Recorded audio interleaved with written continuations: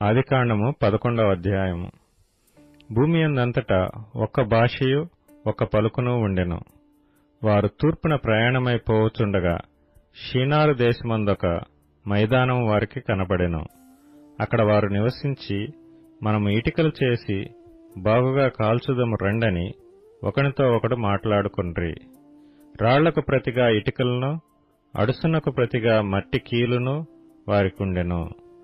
మరియు వారు, మనము భూమి యందంతటా చెదరిపోకుండా ఒక పట్టణమును, ఆకాశమునంటు శిఖరము గల ఒక గోపురమును కట్టుకొని పేరు సంపాదించుకొందము రండని మాట్లాడుకొనగా, యెహోవా నరుల కుమారులు కట్టిన పట్టణమును గోపురమును చూడ దిగి వచ్చెను. అప్పుడు యెహోవా, ఇదిగో జనము ఒక్కటే, వారికందరికీ భాష ఒక్కటే, వారు ఈ పని ఆరంభించియున్నారు. ఇక మీదట వారు చేయదలచి ఏ పని అయినను చేయకుండా వారికి ఆటంకమేమియూ నుండదు. కనుక మనము దిగిపోయి వారిలో ఒకని మాట ఒకనికి తెలియకుండా అక్కడ వారి భాషను తారుమారు చేయదము రండని అనుకొనెను. అలాగు యెహోవా అక్కడ నుండి భూమి యందంతటా వారిని చెదరగొట్టెను. గనుక వారు ఆ పట్టణమును కట్టుట మానిరి. దానికి బాబెలు అని పేరు పెట్టిరి. ఎందుకనగా అక్కడ యెహోవా భూజనులందరి భాషను తారుమారు చేసెను. అక్కడ నుండి యెహోవా భూమి యందంతటా వారిని చెదరగొట్టెను. షేము వంశావళి ఇది. షేము 100 ఏండ్లు గలవాడై జలప్రవాహము గతించిన 2 ఏండ్లకు అర్పక్షదును కనెను. షేము అర్పక్షదును కనిన తరువాత 500 ఏండ్లు బ్రతికి కుమారులను కుమార్తెలను కనెను. అర్పక్షదు 35 ఏండ్లు బ్రతికి షేలహును కనెను.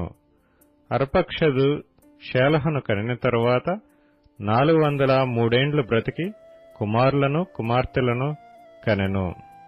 షేలహు 30 ఏండ్లు బ్రతికి ఏబెరును కనెను.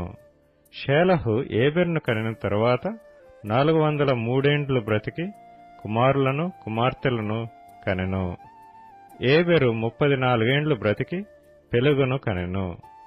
ఏబెరు పెలెగును కనిన తరువాత 430 ఏండ్లు బ్రతికి కుమారులను కుమార్తెలను కనెను. పెలెగు 30 ఏండ్లు బ్రతికి రయూను కనెను. పెలెగు రయూను కనిన తరువాత 209 ఏండ్లు బ్రతికి కుమారులను కుమార్తెలను కనెను. రయు 32 ఏండ్లు బ్రతికి సెరూగును కనెను. రయు సెరూగును కనిన తరువాత 207 ఏండ్లు బ్రతికి కుమారులను కుమార్తెలను కనెను. సెరూగు 30 ఏండ్లు బ్రతికి నాహోరును కనెను. సెరూగు నాహోరును కనిన తరువాత 200 ఏండ్లు బ్రతికి కుమారులను కుమార్తెలను కనెను. నాహోరు 29 ఏండ్లు బ్రతికి తెరహును కనెను. నాహోరు తెరహును కనిన తరువాత 119 ఏండ్లు బ్రతికి కుమారులను కుమార్తెలను కనెను. తెరహు 70 ఏండ్లు బ్రతికి అబ్రామును నాహోరును హారానును కనెను. తెరహు వంశావళి ఇది. తెరహు అబ్రామును నాహోరును హారానును కనెను. హారాను లోతును కనెను. హారాను తాను పుట్టిన దేశమందలి కల్దీయుల ఊరను పట్టణంలో తన తండ్రి అయిన తెరహు కంటే ముందుగా మృతి పొందెను. అబ్రామును నాహోరును వివాహం చేసుకొనిరి. అబ్రాము భార్య పేరు శారాయి. నాహోరు భార్య పేరు మిల్కా. ఆమె మిల్కాకును ఇస్సాకును తండ్రి అయిన హారాను కుమార్తె. శారయు గొడ్రాలై ఉండెను. ఆమెకు సంతానము లేదు.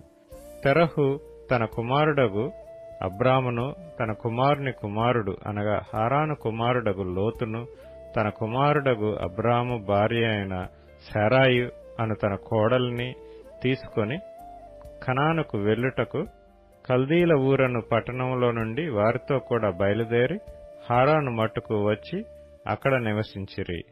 తెరహు బ్రతికిన దినములు 205 ఏండ్లు. తెరహు హారానులో మృతి పొందెను.